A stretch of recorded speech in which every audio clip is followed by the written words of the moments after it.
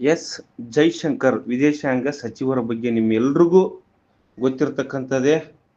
ಅವರು ನಮ್ಮ ಭಾರತ ದೇಶದ ಕ್ಯಾಬಿನೆಟ್ನಲ್ಲಿ ಅತ್ಯುನ್ನತ ಒಂದು ಸಚಿವ ಸ್ಥಾನವನ್ನ ಪಡೆದಿರ್ತಕ್ಕಂಥ ವ್ಯಕ್ತಿಗಳು ಮತ್ತು ಸ್ಟ್ರಾಂಗ್ ಆಗಿ ಬೋಲ್ಡ್ ಡಿಸಿಷನ್ ಅನ್ನ ತೆಗೆದುಕೊಳ್ತಕ್ಕಂಥ ವ್ಯಕ್ತಿಗಳು ಮತ್ತು ಅಂತಾರಾಷ್ಟ್ರೀಯ ಮಟ್ಟದಲ್ಲಿ ಒಂದು ಚಾಕಚಕ್ಯತೆಯಿಂದ ಒಂದು ವಿಷಯವನ್ನ ಮತ್ತು ಚಾಣಕ್ಯತೆಯಿಂದ ಮಾತಾಡ್ತಕ್ಕಂಥ ವ್ಯಕ್ತಿ ಅಂದ್ರೆ ಎಸ್ ಜೈಶಂಕರ್ ಅವರು. ಇವರು ನಮ್ಮ ಭಾರತ ದೇಶದ ವಿದೇಶಾಂಗ ಸಚಿವರು. ಇವ್ರ ಬಗ್ಗೆ ನಾವು ತಿಳ್ಕೊಳ್ಳೋದಾದ್ರೆ ಸಾಕಷ್ಟು ವಿಷಯಗಳಿದಾವೆ. ಇವರು ಜನ್ಮನಾಮ ಮತ್ತು ಇವರು ಯಾವಾಗ ಹುಟ್ಟಿದ್ರು, ಯಾವಾಗ ಇಲ್ಲಿ ಇವ್ರ ತಂದೆ ತಾಯಿ ಅಂದ್ರೆ ಹೆಸರೇನು, ಯಾವ ಯಾವ ಕೆಲಸಗಳನ್ನು ಮಾಡಿದ್ರು, ಇವರು ಏನೆಲ್ಲ ಎಜುಕೇಶನ್ ಮಾಡಿದಾರೆ ಅನ್ನೋದು ಕುರಿತು ಸಂಪೂರ್ಣ ಮಾಹಿತಿಯನ್ನ ನಾನು ನಿಮ್ಗೆ ಹೇಳ್ತೇನೆ. ಇವರ ಮಾಹಿತಿಯನ್ನ ನೀವು ಗಮನವಿಟ್ಟು ಸಂಪೂರ್ಣವಾಗಿ ಮಾಹಿತಿಯನ್ನ ಕೇಳಬಹುದು. ಯಾಕೆ ಇವರ ಮಾಹಿತಿಯನ್ನ ಈ ಸಮಯದಲ್ಲಿ ನಾನು ಹೇಳ್ತಾ ಇದ್ದೀನಿ ಅಂತ ಹೇಳಿದ್ರೆ, ನಿಮ್ಗೆಲ್ರಿಗೂ ಗೊತ್ತಿರ್ತಕ್ಕಂಥ ವಿಷಯ ಏನಪ್ಪಾ ಅಂತ ಹೇಳಿದ್ರೆ, ನಮ್ಮ ಪಾಕಿಸ್ತಾನ ಅಲ್ಲ, ನಮ್ಮ ಭಾರತ ದೇಶ ಮತ್ತು ಪಾಕಿಸ್ತಾನದ ಮಧ್ಯೆ ಒಂದು ಯುದ್ಧದ ವಾತಾವರಣ ಏರ್ಪಟ್ಟಿದೆ ಮತ್ತು ಯುದ್ಧನೂ ನಡೀತಾ ಇದೆ, ಏರ್ ಸ್ಟ್ರೈಕ್ ನಡೀತಾ ಇದೆ. ಈ ಒಂದು ಡಿಸಿಷನ್ ತೆಗೆದುಕೊಳ್ಳಿಕ್ಕೆ ನಮ್ಮ ಜೈಶಂಕರ್ ಅವರು ಸಹಿತ ಕಾರಣ ಅಂತಾನೆ ಹೇಳ್ತೇನೆ. ಯಾಕಂತ ಹೇಳಿದ್ರೆ ಅವರು ಕ್ಯಾಬಿನೆಟ್ ನಲ್ಲಿ ಅಂತಾರಾಷ್ಟ್ರೀಯ ಮಟ್ಟದಲ್ಲಿ ಎಲ್ಲಾ ದೇಶಗಳ ಸಹಕಾರವನ್ನ ಪಡಿಲಿಕ್ಕೆ ಇವರು ಅತ್ಯುನ್ನತ ಸ್ಥಾನವನ್ನ ವಹಿಸಿದ್ದಾರೆ ಅಂತ ಹೇಳ್ತೇನೆ. ಇವರು ಅತ್ಯುನ್ನತ ಸ್ಥಾನ.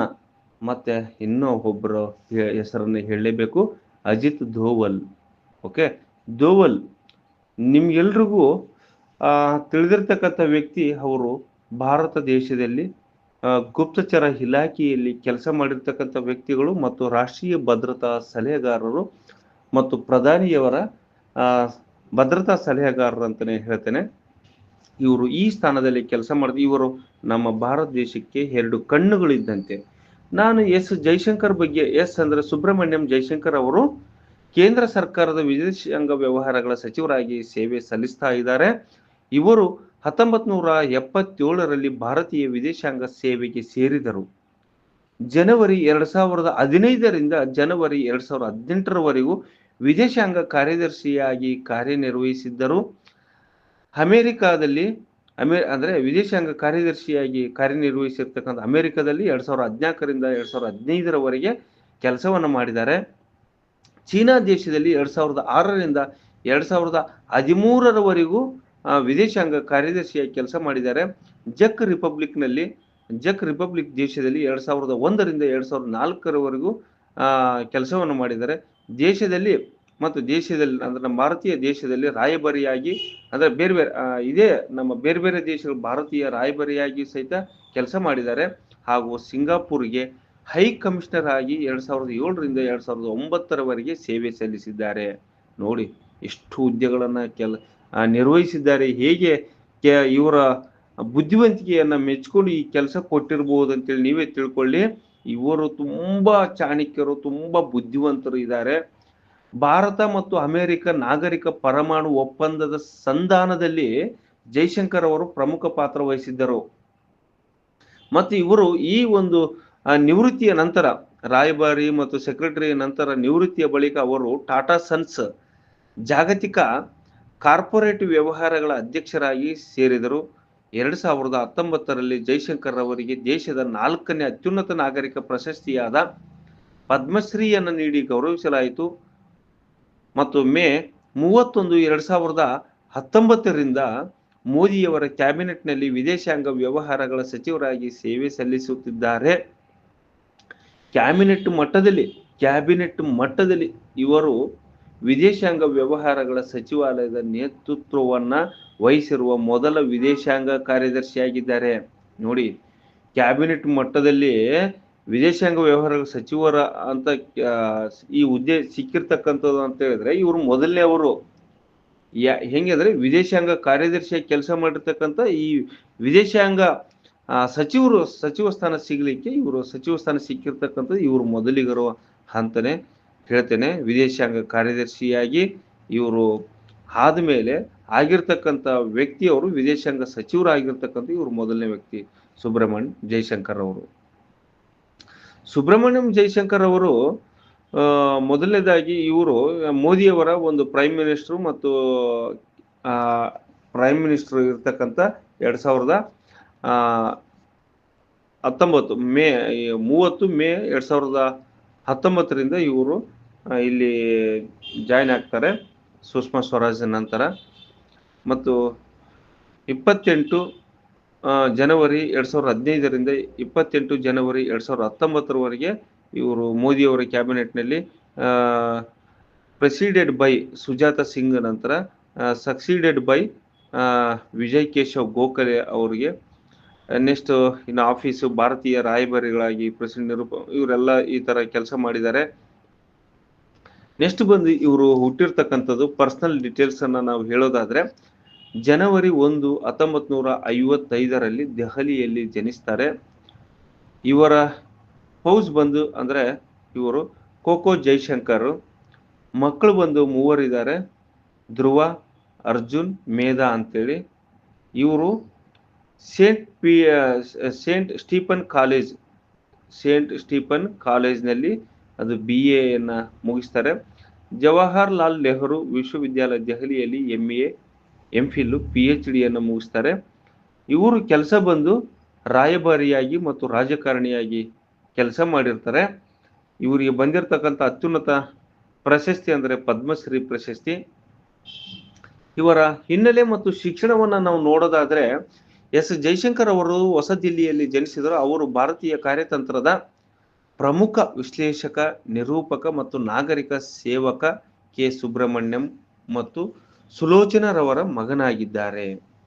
ನೋಡಿ, ಎಸ್ ಜೈಶಂಕರ್ ಅವರು ಹೊಸ ದಿಲ್ಲಿಯಲ್ಲಿ ಜನಿಸಿದರು. ಅವರು ಭಾರತೀಯ ಕಾರ್ಯತಂತ್ರದ ಪ್ರಮುಖ ವಿಶ್ಲೇಷಕ ಮತ್ತು ನಿರೂಪಕ ಮತ್ತು ನಾಗರಿಕ ಸೇವಕ ಕೆ ಸುಬ್ರಹ್ಮಣ್ಯಂ ಮತ್ತು ಸುಲೋಚನರವರ ಮಗನಾಗಿದ್ದಾರೆ. ಇವರ ತಂದೆ ಹೆಸರು ಕೆ ಸುಬ್ರಹ್ಮಣ್ಯಂ ಮತ್ತು ತಾಯಿ ಸುಲೋಚನರವರ ಮಗನಾಗಿದ್ದಾರೆ. ಇವರು ತಂದೆ ತಾಯಂದರು ಶ್ರೀನಿವಾಸಪುರಿಯ ಅಂದ್ರೆ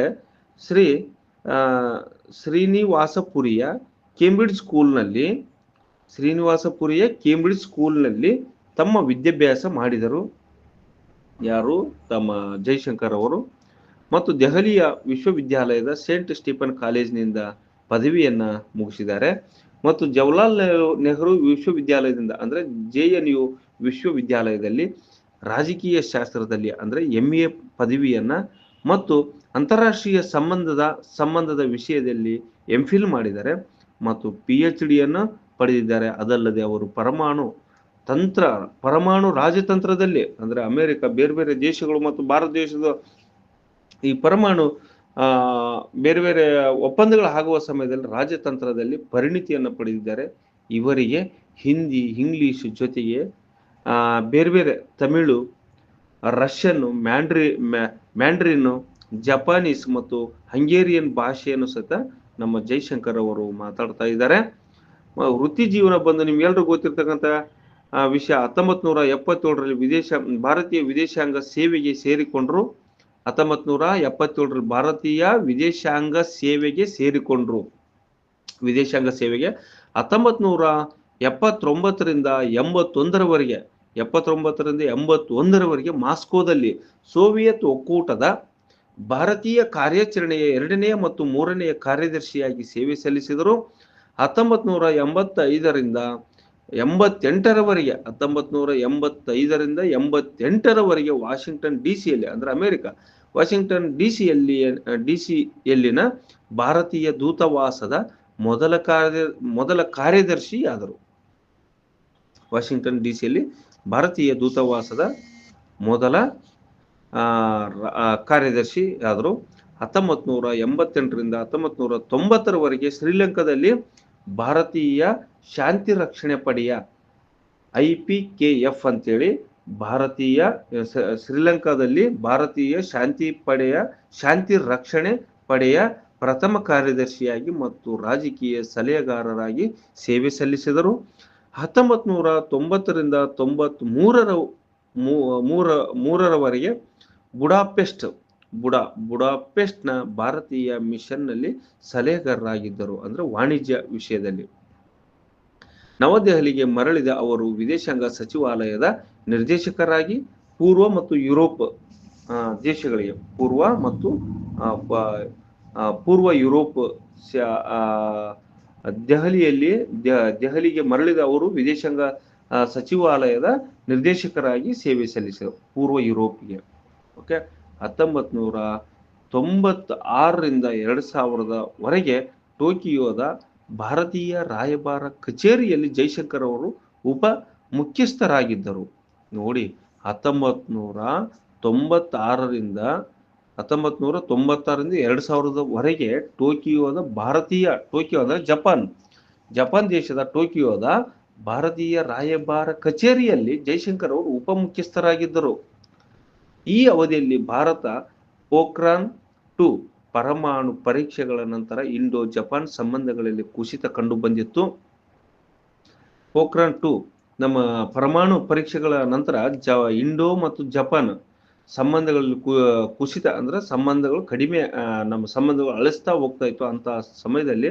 ಆದರೆ ನಂತರ ಜಪಾನ್ ದೇಶದ ಅಂದಿನ ಪ್ರಧಾನಿ ಯೋಶಿರೋ ಮೋರಿ ಅವರು ಭಾರತಕ್ಕೆ ಭೇಟಿ ನೀಡಿದ ನಂತರ ಚೇತರಿಸಿಕೊಂಡಿತು. 2000ರಲ್ಲಿ ಅವರು ಜಕ್ ರಿಪಬ್ಲಿಕ್ ರಾಷ್ಟ್ರಕ್ಕೆ ಭಾರತೀಯ ರಾಯಭಾರಿಯಾಗಿ ನೇಮಕಗೊಂಡರು. 2004ರಿಂದ 2007ರವರೆಗೆ ಜೈಶಂಕರ್ ಅವರು ವಿದೇಶಾಂಗ ಸಚಿವಾಲಯದಲ್ಲಿ ಜಂಟಿ ಕಾರ್ಯದರ್ಶಿಯಾಗಿದ್ದರು. 2006ರಿಂದ 2007ರವರೆಗೆ ಅಮೆರಿಕ ಸಂಯುಕ್ತ ಸಂಸ್ಥಾನದ ಜೊತೆಗೆ 123 ಒಪ್ಪಂದದ ಸಮಾಲೋಚನೆಯ ಸಮಯದಲ್ಲಿ ಜೈಶಂಕರ್ ಅವರು ಭಾರತೀಯ ತಂಡವನ್ನು ಮುನ್ನಡೆಸಿದರು. ನೋಡಿ, ಎಷ್ಟು ಒಪ್ಪಂದಗಳು. ಅಮೆರಿಕ ಸಂಯುಕ್ತ ಸಂಸ್ಥಾನ ಜೊತೆಗೆ 123 ಒಪ್ಪಂದದ ಸಮಾಲೋಚನೆ ಸಮಯದಲ್ಲಿ ಜೈಶಂಕರ್ ಅವರು ಭಾರತೀಯ ತಂಡವನ್ನು ಮುನ್ನಡೆಸಿದ್ರು. 123 ಅಂಶಗಳು. ಓಕೆ, ಮತ್ತು 2007ರಿಂದ 2009ರವರೆಗೆ ಜೈಶಂಕರ್ ಅವರು ಸಿಂಗಾಪುರಕ್ಕೆ ಭಾರತದ ಉನ್ನತ ಆಯುಕ್ತರಾಗಿ ಸೇವೆ ಸಲ್ಲಿಸಿದರು. 2009ರಿಂದ 2013ರವರೆಗೆ ಚೀನಾದಲ್ಲಿ ಭಾರತೀಯ ರಾಯಭಾರಿಯಾಗಿ ಸೇವೆ ಸಲ್ಲಿಸಿದರು. 2013ರಲ್ಲಿ ಭಾರತದ ವಿದೇಶಾಂಗ ಕಾರ್ಯದರ್ಶಿಯಾಗಿ ಜೈಶಂಕರ್ ಅವರು ಹೆಸರನ್ನ ಪರಿಗಣಿಸಲಾಗಿತ್ತು. ಭಾರತದ ವಿದೇಶಾಂಗ ಕಾರ್ಯದರ್ಶಿಯಾಗಿ ಜೈಶಂಕರ್ ಅವರ ಹೆಸರನ್ನ ಪರಿಗಣಿಸಲಾಗಿತ್ತು. 2015ರಲ್ಲಿ ಜೈಶಂಕರ್ ಅವರನ್ನ ಭಾರತದ ವಿದೇಶಾಂಗ ಕಾರ್ಯದರ್ಶಿಯಾಗಿ ನೇಮಿಸಲಾಯಿತು. 2019ರಲ್ಲಿ ಅವರನ್ನ ಕೇಂದ್ರ ಸರ್ಕಾರದ ವಿದೇಶಾಂಗ ಸಚಿವರಾಗಿ ನೇಮಿಸಲಾಯಿತು. 2019ರಲ್ಲಿ ನೋಡಿ, ಇಷ್ಟೂ ಕೆಲಸಗಳನ್ನು ನಮ್ಮ ಜೈಶಂಕರ್ ಅವರು ಎಷ್ಟು ಎಜುಕೇಶನ್ ಪಡೆದಿದ್ದಾರೆ, ಮತ್ತೆ ಎಷ್ಟು ಭಾಷೆಗಳು ಬರ್ತಿದ್ದಾವೆ. ನಮ್ಮ ಭಾರತ ದೇಶ ಸುಧಾರಣೆ ಆಗಲಿಕ್ಕೆ ಏನೆಲ್ಲ ಪ್ರಯತ್ನ ಪಟ್ಟಿದ್ದಾರೆ. ಮತ್ತು ಅಮೇರಿಕ ಆಗಲಿ, ಜಪಾನ್ ಆಗಲಿ, ಶ್ರೀಲಂಕಾ ಆಗಲಿ, ಚೈನಾ ಆಗಲಿ, ಪೂರ್ವ ಯುರೋಪ್ ದೇಶಗಳಾಗಲಿ, ಸಿಂಗಾಪುರ್ ಆಗಲಿ, ಇಷ್ಟೂ ದೇಶಗಳ ಜೊತೆ ಸಂಬಂಧ ಸುಧಾರಣೆಯಾಗಲಿಕ್ಕೆ ಮತ್ತು ಒಪ್ಪಂದಗಳು ನಡಿಲಿಕ್ಕೆ ಸಹಕಾರ ಮಾಡಿರ್ತಕ್ಕಂಥ ಮತ್ತು ಅತಿ ಬುದ್ಧಿವಂತಿಕೆಯನ್ನ ಪಡೆದಿರ್ತಕ್ಕಂಥ ವ್ಯಕ್ತಿ ಅಂದ್ರೆ ಎಸ್ ಜೈಶಂಕರ್ ಅವರು ಅಂತಾನೆ ಹೇಳ್ತೇನೆ. ಇವರ ಬಗ್ಗೆ ಸಂಪೂರ್ಣ ಮಾಹಿತಿಯನ್ನ ನಾನು ನಿಮಗೆ ಕೊಟ್ಟಿದ್ದೀನಿ.